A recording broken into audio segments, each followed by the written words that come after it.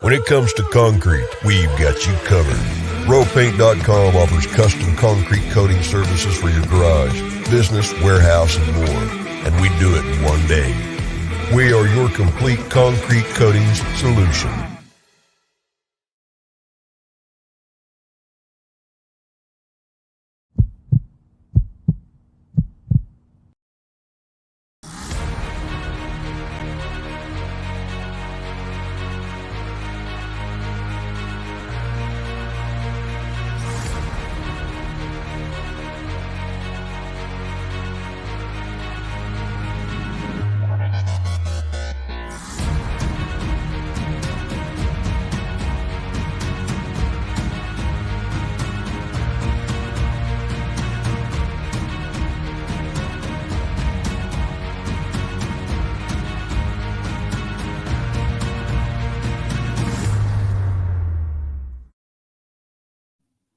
Well, greetings, Boise State fans. Welcome on in. Bronco Nation News live here at BroncoNationNews.com. BJ Rains with you on the social media channels at Bronco Nation News, as well as 95.3 The Ticket. I know it's Wednesday, but we're mixing things up a little bit today due to some scheduling stuff. So we're going to have Jay Tuss tomorrow. We got a special Friday show as well. So Mike Prater is with us on a Wednesday instead of a Thursday, and we appreciate you and JP accommodating us with your schedule today. Mike, how's it going? It's going well, thanks. And if this is a Jay Tuss Wednesday, I feel sorry for all the people who are waking up to look at the beauty show. He's much better looking than I am, so you're going to have to put up with me on a Wednesday instead. No, actually, Wednesday is the day it's me by myself, so I don't know what's better. I don't know I don't know if that's better or worse so that we added you to the mix. But no, Jay's usually on Fridays, and I had Jay move to Thursdays, so we got a lot going on the next couple of days. Just kind of a weird week, but we're making it work, and we're here to talk NHL playoffs for 30 minutes, Mike.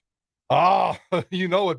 Your Blues made it, and we'll see how that shakes out. What about that classic triple overtime game? That was fun last night, watching the goalie for the Penguins. Had barely played all year. I think 2 games, was a journeyman, played 8 years in the AHL, and comes in double overtime due to an injury. And I kept thinking the other guy was going to come back, and he never did. And then they end up scoring in triple overtime to get the win. I love playoff hockey, love the games that go overtime, but the playoff hockey is actually more fun to watch, Mike, when your team's not the team. You want your team in the playoffs still, but a game like last night was more fun to watch because I didn't really care who won.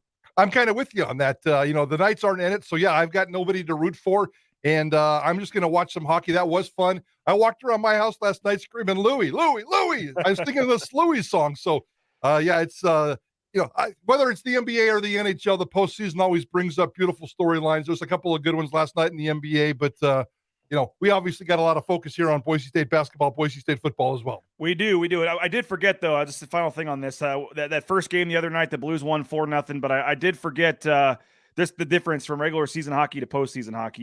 You turn on that first playoff game, and instantly my fan juices and my nervousness, and even in a game 1 of a 0-0 game, when there was a penalty shot awarded, I'm standing up with my hands on my knees in the back of the room. I mean, it was playoff hockey, there's nothing like it. So we'll see. I don't know if the Blues have the run like 2019 in them, but it's fun for now, at least, that they're still alive. And I got bragging rights for the offseason because last Friday in a game that meant absolutely nothing, the Knights crushed the Blues. I think it was like 7-3. So I got offseason bragging rights, BJ. Yep. It cost the Blues home ice advantage, which meant so much that they went and won game 1 on the road in Minnesota on Monday. So so we'll maybe we'll start a secondary podcast here for hockey talk or something. But appreciate folks for checking us out. If you are listening to the audio version that we post on iTunes, on Amazon Music, Apple Podcast app, all that fun stuff, Spotify. We appreciate that as well. If you don't do that, we do post the daily episodes there for folks to listen that way as well. We got a lot to get to, as you said, Mike. I want to briefly get your thoughts on Mladen Armouche leaving.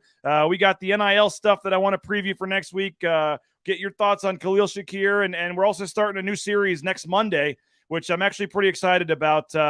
You, Johnny, Jay, and Bob, kind of all of our media partners here and friends here at Bronco Nation News, we got together and put a top 25 players list together in terms of their importance to the 2022 team. So not necessarily the best, not necessarily the most experienced, but for the 2022 football team to be the best it can be, the 25 most important players in terms of guys that have to stay healthy, have to produce, can't, stink it up. Maybe you have guys, like a guy like Brandon Hawkins, maybe higher on the list than some think because he's replacing a very key spot in Riley Wimpy. So it's going to be very interesting, and we're really excited about to unveil that on Monday with number 25. And we're actually going to have number 25 join us live on the show to kick off the series on Monday. Nice. But Mike, we had, this is how good I guess the list is, that the following players did not even crack the top 25. Jackson Cravens, Herbert Gums, Isaiah Banya.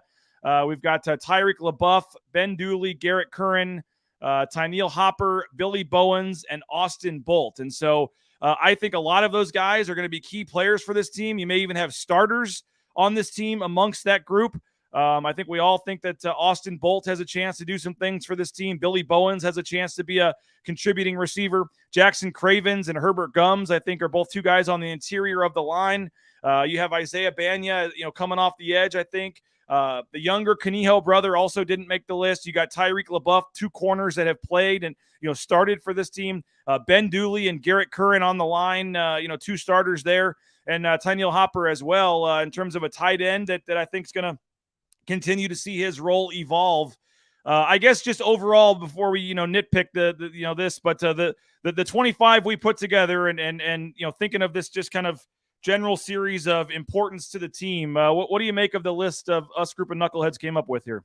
I went through it pretty hard last night, and you and I were chatting a little bit as well, trying to kind of nitpick it. And that's really what we're doing here, this top 25 list. I think it's a fantastic list. I can't wait for you guys to be able to see it. I know you're going to try to keep most of it secret as you unleash the names day by day. The only two that I would have thrown out there, I could probably make a small case for Tyreek LaBeouf, but I'm looking at the list. Who am I going to bump? Because you can't just go 26. I don't think I could bump anybody, but I had that little debate with myself with Tyreek LaBeouf. Tyneil Hopper. I need to figure out a way to get Tyneil Hopper on this list.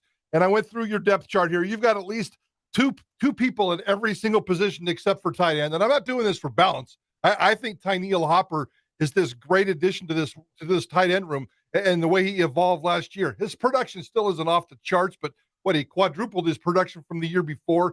I like his big physical presence. I like his big play potential. I like the way he gets out there and runs around. I need to find a spot for Tyneil Hopper, BJ. Well, what I was just thinking about this, we should have just done 40 or something and started this the day after the spring game. Maybe next year we do all 100 and start this the day after the season ends, to help us fill space here. But we can announce that number 25 on this list is Tyler Crow. Tyler Crow, the running back, is the first player to crack our top 25, and we will kick off the series with Tyler Crow joining Johnny and I live on Monday to kick off this series. And again, every day for the next 5 weeks, starting Monday, we'll spend 5, 10, 15 minutes, part of the show talking about each one of these players, but at least it gives us something going into the summer here where we have some topic to at least help us fill part of a show here kind of in the dog days of May and June, Mike. But Tyler Crow does crack the list. And I like I said, I think you very easily could have had Tyneil Hopper on this list. I think, he's a guy that does a lot on the blocking side, does some things, doesn't have the production stat-wise, but I think he's a quality player. So by no means am I, and maybe we can get into it a little more in depth, but I'm not, necessarily saying Tyneil Hopper doesn't deserve to be on the list or any of these guys. I could have made a case for Herbert Gums being a breakout star this year. Jackson Cravens, like I said, Billy Bowens. I think Austin Bolt's actually going to be an important player to this team this year if he can start to finally contribute. But for me, Tyler Crow and what Boise State loses at running back, I think it's just going to be he's a key guy this year, Mike. If he's a key guy this year, and no offense, this isn't personal to Tyler Crow, the person itself, it's more about the position. We're talking about the third string running back. If Boise State's third string running back becomes an important part of this football team this year, and something really bad happened, I'm not sure, that a third string running back can save the day. We love George Holani, and I'm not sure where George Holani is going to be on this list. I'm assuming top 3. I'd be surprised if, you can make a case for him to be 1, 2, or 3. Ashton Jeanty, where's he going to be on this list? He's never played football at Boise State, but he's got to be on this list somewhere. So those are your 2 running backs. Tyler Crow, I think he's a good local product. He's a fun kid. He's got this monster personality. Everybody enjoys being around him. But I'm just saying that if Boise State needs to rely on its third string running back this year, they're already in trouble, and I'm not sure he can save the day. Now, with that said, is Tyneil Hopper going to save the day as the second string backup tight end? No, he's not. So we're kind of splitting hairs here. I can't wait for the conversation with Tyler on Monday because I think he brings the thunder, the personality, and the fun. I have a big affinity for Tyneil Hopper. I want to see that guy succeed, and I think he's going to be I wouldn't be surprised if he finished the season as Boise State's #1 tight end. Yeah, and that's pretty big praise, obviously, for him with a guy like Riley Smith coming back as a starter. Somebody was commenting about him. Yes, Riley Smith, you can probably guess, is somewhere on the top 25. For me, I just look at the health of George Holani. He's yet to be able to play a full season, and going back to obviously his freshman year. But in terms of the last couple of years, he's dealt with injuries. He hasn't been able to stay out there for a full season. And you lose your other two experienced backs, Andrew Van Buren. You were pretty confident if you had to give Andrew Van Buren. He was obviously the short yardage guy, but in a pinch, you could have given him 15, 20 carries in a game. An experienced guy, had been around for 3 years. And then you lose Cyrus Abibilikio as well. So you lose two guys that you gave a lot of carries to last year. And, you're also putting a lot of faith in Ashton Genty. I mean, he's coming in as a true freshman. You expect him to play.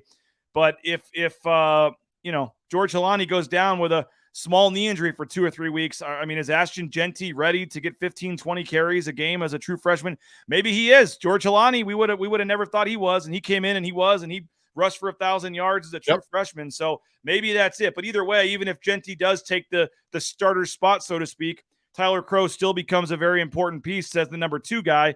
And the way they plan on using Crow this year, it sounds like Crow's going to have that Andrew Van Buren short yardage spot. And so if it's 3rd and 1, 4th and 1, 3rd and goal from the 2, I mean, if Tyler Crow is getting important carries for this team in big spots, which it sounds like he might, I think that he's a very important part to this team, and he does seem to more times than not fall forward and get those yards. I mean, it's hard to, as you know, Mike, to judge these guys because a guy like Tyler Crow, most of his action has come in mop-up duty, and most of his action comes when the game is not really on the line, but he pushes forward, he gets yards, and if he does take over that spot, it looks like Tim Plow, they like to have these kind of roles for the running backs in this offense, and if Crow becomes the short yardage guy like Van Buren was, he's going to have the ball in some important carries, and I think that makes him an important part of this team. And you throw in the fact that he's a local kid. He was a walk-on, worked his way up to scholarship. I just think he's a guy that fans are getting to know. He's getting out there more and is going to continue to see the field more, and I think he just kind of did just enough for me to crack that top 25. I don't understand, if that's the case, and I'm not questioning your reporting, you're always spot on, and certainly things could develop, but why doesn't Tim Plow or this coaching staff like George Holani inside the 5? I mean, I know he's not always available, and I know Andrew Van Buren was that guy last year. Why would you take your best running back, your difference maker? You're probably your #1 difference maker on this football team. We saw what Boise State football's offense was last year with Holani and without him. Why do you take George Holani out at the goal line situation? I don't get that. That's a storyline that we're going to have to explore because I'm very curious about that. I want George Holani to rush for 1,000 yards and 20 touchdowns for crying out loud. I'm not sure if they feel like that's some smart thing to do with a guy who can't keep his body healthy. So maybe that's the rub. You do the dirty work between the tens, and then we'll get a guy in there that can plow in and get a couple of yards, especially if he has a habit of getting that done. I'm very curious about their thinking on that one, BJ. I agree because George Holani last year rushing the ball, Mike, in 9 games, 119 carries. How many rushing touchdowns did he have last year? I think he had like 1 or 2. One, yeah. 119 carries, 1 rushing touchdown for George Holani. For some reason, I need that to change until I have somebody at Boise State tell me why they're doing that. Maybe there's a perfectly fine explanation, but that's a weird one for me. Yep, no doubt about it. So Tyler Crow is number 25, and again, a lot of players didn't crack the list. So we're excited the next 5 weeks with the various co-hosts here to take a different guy every day. I think you're going to be excited for Thursday as I look at number 22, Mike. Next Thursday, that's going to be a pretty good one, maybe to discuss. So I think we'll have some fun here, and and like I said, there'll be other topics we'll talk about on the show as well. But that'll at least give us something to have as a key topic for the next 5 weeks. And I'm hoping periodically, maybe once a week, we can get one of the guys on that top 25. Obviously, with them going away for a couple weeks for summer workouts, it's a little tough, but did talk to Joe Nickel, and he's helping us get Tyler Crow on Monday. So me and Johnny will kick that off Monday, and then every day, like I said, moving forward, we'll kind of continue a different roster spot. But Tyler Crow did have 21 carries, 108 yards, did score a touchdown last year. And as I said, local kid, walk on, gets the scholarship. So he's an easy guy to root for, and looking forward to chatting with him on Monday. A lot of topics, hodgepodge of things here, Mike, that I do want to get to. We'll stay on football for a minute. Khalil Shakir just your general thoughts. Falls to the 5th round. We didn't get a chance to ask you about it. Just your thoughts on the fit with Buffalo, and then if any of the other Kaniho signings or any of the other tryout deals stick out to you. I think the fit with Buffalo is absolutely fantastic. So, after the initial shock of him not going in the 3rd round, and where have we heard that storyline before here in Boise, Idaho? You called it, Mike. I just think sometimes, myself included, we get overinflated and overexcited for the local guys. That happens over and over. Something obviously happened at the Senior Bowl where he practiced all week and then didn't show up for the game. And his camp himself, his agents all said, don't talk about it. Don't talk about it. The Senior Bowl is off limits. So something obviously happened there. It couldn't have been medical because he seemed fine after that week. So I'm not sure what happened, but something happened at the Senior Bowl. Once we get past that mystery, and yeah, he cost himself about $1.5 million, and that's going to hurt down the road if he doesn't develop into a fine NFL football player. But as for the fit with the Bills, I think it's absolutely spectacular. Look at Stephon Diggs, and I know it was with Minnesota. I think it was drafted him, but Stephon Diggs was drafted 5th round, 146th. That's 2 spots in front of Khalil Shakir. 5th round, 148, and Stephon Diggs is well on his way to a potential Hall of Fame wide receiver career. You throw in Josh Allen. You throw in Jamison Crowder, who's the slot receiver that the Bills brought in for 1 year.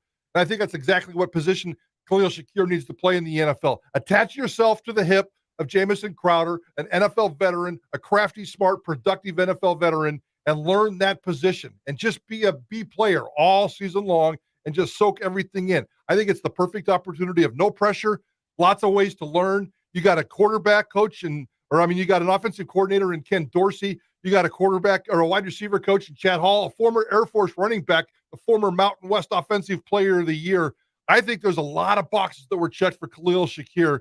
I expect his career to start off slow and go on a pretty nice rise. Let's think Cedric Wilson, who just got himself a 2nd contract, with a 2nd team. But I think Cedric Wilson's making a lot of cash in the NFL, and I see the same kind of trajectory for Khalil Shakir, especially with this spot with the Bills. Any thoughts on the other 4 guys that got Kaniho gets the tryout or the free agent deal with the Cardinals, and again, that's the one that was not a tryout deal. He's the one that, at least for now, and they can always change. It's pretty easy to cut those kind of guys, in the summer and spring. But for now, he gets an invite, as a one of the rostered players into their mini camp. And I said it on your guys' show. I think I did think just his stats, his production was going to be too hard for teams to ignore. I thought he would get something regardless of his size, but. Then you have Cantrell, Stetz, and Habibi Likio all get tryout deals. But so far that I've seen, nothing for Octavius Evans, nothing for Joel Velasquez. Just your thoughts on the other guys behind Shakir. Octavius Evans, I thought would get a chance. The fact that he's gotten 0 chance surprises me a little bit. I'm assuming that ultimately surprises him. I wish he was back in Boise State's wide receiver room, but he had a personal decision to make, and it seems like he's been here forever, so he had to move on. Kaniho, the ultimate little Mighty Mouse. Who's surprised that he's the only one that got this gig? So good for him. We're all rooting for him. If that dude, even got himself into some preseason games or some preseason hopes, and kept his job throughout the summer, I think that's a win-win for him. I cannot see him on an NFL roster, but he's been proving people wrong all of his entire life. So I can't wait to see that happen. If Jake Stetz, if somebody falls in love with Jake Stetz, was it Seattle, and I can't remember the other one that gave him a shot. If somebody gives him a chance, and he's healthy, and he looked mostly healthy at Pro Day when we saw him last, that dude's gutsy. That dude's versatile. That dude is smart. That dude is the Swiss Army knife of offensive linemen, and I think he's got so much guts and courage to get out there and do what he has. I want to see Jake Stetz get a shot. I just don't know if that one leg is going to help him get into the NFL. When you get to this point, you have to be 100% ready to go. I'm not sure he's 100% ready to go. Hey, BoiseDentistryCo.com. Check them out, Boise Dentistry Co. Dr. Chris Meinert on the screen there. Those are my kids as well. He does a great job. Great, awesome staff, and they're very just friendly people. And I don't enjoy going to the dentist, but I've enjoyed the last couple times going to see Dr. Meinert. Check them out online. They got locations across the Treasure Valley. It's whole family. If you're looking for a new dentist, if you just moved to a new location like we did, BoiseDentistryCo.com. Transportation compliance service as well. If you're looking for a career change, a fresh start, 1,000 people a day are jumping into the trucking industry, and they can help you get all the permits and things you need to do to get out on the road, towing that first load. Again, transcompservice.com. UnitedCommercialInsurance.com. Business insurance, they make it easy. If they can write policies for you in 44 states around the country, so they're a local company here and big fans of BSU, and they can help you. Like I said, you may own a business and think you have good business insurance, whether it's liability insurance, workers' comp, all that stuff. See if they can get you a better rate. 229-8222, UnitedCommercialInsurance.com. Couple other topics I want to hit on here, Mike. Another series we're going to be starting next Wednesday as we stick with football is kind of taking a look for the next 12 weeks, which will get us right up to Mountain West Media Days, basically. Maybe 3 minutes on a team one day, maybe 10, just kind of depends on the team, but just a quick look at the 12 opponents coming up on the Boise State football schedule. We'll start with Oregon State next Wednesday. We may get a beat writer on for some of the teams or someone that covers them, may just talk about them for 90 seconds. Just kind of depends on the week and what we have going on. But Wednesdays, we'll kind of hit on just kind of an update on where teams are on the schedule. Everybody, it's kind of the sports talk radio thing to do, I guess, in the off season, to hit on the opposing teams to kill some time. So we'll do it here as well. And we'll start next Wednesday with Oregon State. We should have in the next 2 weeks or so, Mike, the TV schedule coming out as well. So right now we have the schedule. We have the one game, right, against UTEP that moved to a Friday. Yep. Nothing else has moved yet. But usually I look the last 3 years, it's somewhere in the first couple of weeks of May. So in the next couple of weeks here, we should find out which games are moving to Thursday, which other games might be moving to Friday. I think that New Mexico game in week 2 has Friday night written all over it. We'll have to see. I am guessing, I was looking at it, if Mike, CBS has to have those 10 a.m. games again. I was guessing the one this year might be at Air Force.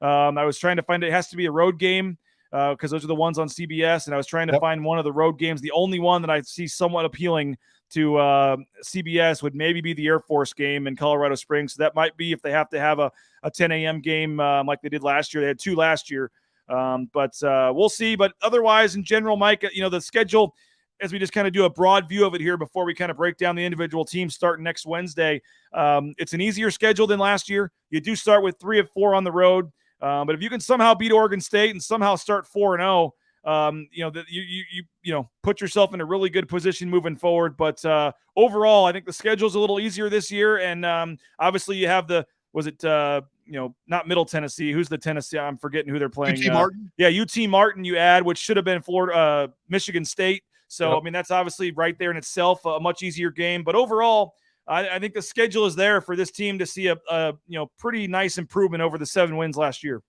Even if they start 3-1, BJ, and I think 4-0 is absolutely possible. Nobody ever said that Boise State can't go to Oregon State and get that job done. And I'm not worried about those other road games at New Mexico and UTEP. So, but let's just go ahead and say they're 3-1 because I don't think they're going to be any worse than 3-1. And the schedule. That means they're coming home for back-to-back home games against San Diego State and Fresno State. If they can go 4-0 and then have back-to-back home games against San Diego State and Fresno State and start 6-0 or even 5-1 with that one loss to maybe Oregon State, that's a fantastic start that people around here are going to get excited about. So I think it sets up to be really, really nice. I love the challenge of having those 2 games at home, back-to-back, and those could be 2 of the best teams in the league. San Diego State, once again, showing that it's the muscle of this conference, sending 4 teams to the NFL draft. Nevada sent 2. Nobody else sent more than 1. So San Diego State still has plenty of talent. I expect Fresno State to be better. Those first 6 games, I know I'm kind of speaking the obvious here, but those first 6 games set the tone, and I think it's very, very doable. There's no way I would predict anything less than at least a 5-1 record. And I was looking at the schedule before it came out, and you knew there was that week 2 opening for Boise State where you figured, okay, maybe they're going to put a conference game in that week 2 spot. And the New Mexico one makes perfect sense. It's an easy road game. You go back-to-back road games, but you get it out of the way. You get 2 road games out of the way, and you get a win there. So I like that. The way it sets up, you go at Air Force on October 22nd after the bye, so you do get a bye week before you play Air Force. That probably helps a little bit. And then Colorado State, BYU at home again. So 4 out of 5 home games, Mike, in the month of October and early November, where you go 2 home games at Colorado State, 2 home games with a bye thrown in there. So only 1 road trip basically from September 24th till November 11th. A lot of home games in the middle of the season. And then at Wyoming in late November could be interesting. And then you finish at home the Saturday, at least as of now, after Thanksgiving with Utah State. I like it. And I wonder if that final game against Utah State here in Boise will be moved to Black Friday. That's an interesting one to look at. I think that's another game that we might have a chance to change. But Maybe they just leave that one there. We'll see how that shakes out because of the competition later on in the season. Hey, Ridley's Family Markets, shop Ridley's.com, 13 Idaho locations. Check them out. I frequent that Cuno location often. The at-home shopping, the Skip app, all that great stuff. Check them out, shop Ridley's.com. The Blue and Orange store as well, the blueandorangestore.com. You can check them out online. If you're not in the Boise area, they can ship all kinds of that new Nike gear to you, the blueandorangestore.com. If you are in the Boise area, check them out. It's pretty sweet. A whole store filled with nothing but Boise State stuff. Check them out, the blueandorangestore.com. Boucher Real Estate as well. You saw him do the NIL deal with Chibuzo Abo.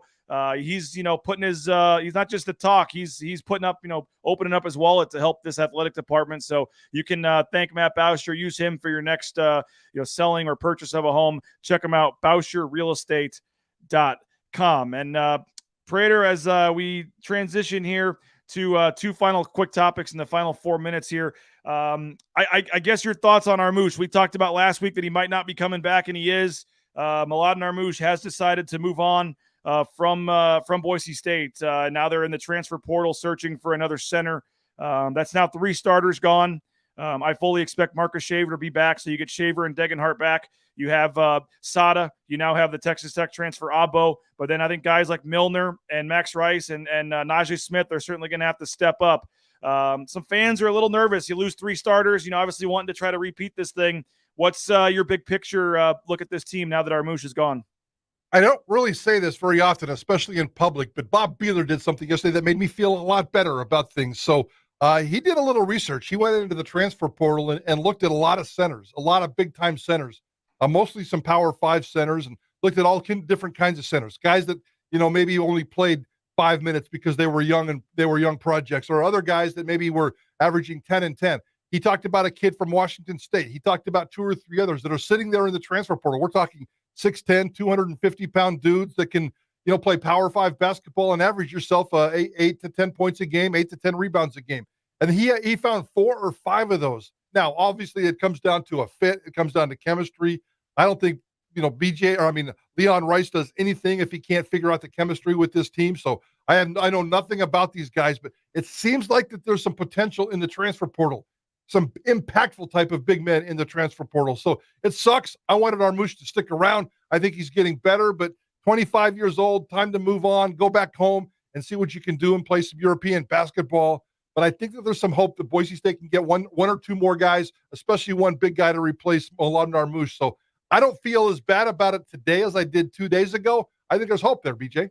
Hey, Lithia Ford is one of our great sponsors, Mike, and there's Riley Smith. He was out at Lithia Ford yesterday. Jim Sturk, the GM there, and the first of its kind, an NIL deal involving Boise State, where one of its student athletes was able to use the Boise State brand. He's wearing the Boise State football sweatshirt there, and he actually filmed some commercials on the blue turf and in the locker room for Lithia Ford. Lithia Ford is a big sponsor at Boise State's, and they were able to work out this really cool, unique thing here. And so the next 2 days, Mike, I'm going to take a look at NIL stuff kind of before we start that series on Monday. Tomorrow, Jay's Tuss going to be joining with me, and we're going to have kind of the basketball side of it. Leon Rice, you were down there. He had some really strong comments about this. Chibuzo Abo, as we said, landing deals before he comes to Boise State. So we're going to hit that side tomorrow. And then on Friday, I'm going to talk to Mike Walsh about how all this NIL deal stuff is going. And then in particular, we're going to dive into this kind of deal now where, a player can rep Boise State and still make money on this. And we'll talk to Jim Sturk from Lithia, and we're going to talk to Riley Smith as well, just about how all this came together. So I think the next 2 days is going to be very informative and an interesting debate. But in the final 90 seconds here for you, where are you just at on the current state of NIL and, deals like this with Riley and just what you make of this? Because this is obviously a lot different than most of the years you've been covering college athletics. You got that part right. And it's changed so dramatically. It's ridiculous in a good way. I like the fact that these kids are getting paid. I like the fact that Riley Smith is driving away in a beautiful new truck and a big fat smile on his face. I like the fact that these guys are getting paid. I like the fact that Abo is coming in with some cash and some free tacos. That might be a joke. I'm not sure what that deal is. But I have a feeling that the power makers to be, the power brokers of the NCAA, probably wished they rushed this one through because there was a lot of political pressure, a lot of state legislative pressures, a lot of pressure on the NCAA to get this done, and they just didn't quite think it through. The booster involvement, the cap, they're using it as a recruiting tool There's some dangerous, dirty stuff going on out there that wasn't in the spirit of this. And I think they're going to try to have to stuff the toothpaste back into the tube because something's going wrong. This is not sustainable. The market will correct itself at some point. But until then, they're just going to continue to give this away. And I wish there was a cap, maybe limit the booster involvements, the collectives. BJ, if you're going to be doing this NIL series, talk a lot about collectives and how that's going to change. It hasn't come to Boise yet. It's come to a lot of the Power 5 schools where it's making a difference. It'll trickle down to the Boise States of the world, and I hope they're prepared to make that happen. Businessmen collecting cash as a group and then turning around and giving it to student athletes. It's a crazy world, BJ. Well, it is, Mike. Hey, appreciate you switching up and doing Wednesday today. So sleep in tomorrow on Thursday. We appreciate the schedule change. Thanks to JP as well. Thanks to all the comments. Sorry, we had a lot of topics to get to. Couldn't get all the comments on the screen here. But, yeah, looking forward to this next couple of days and then starting the series on Monday and where we're going here at Bronco Nation News. So, Mike, appreciate your time. And I may be seeing you a little later today, I guess. We'll see. Appreciate it, PJ. Hope so.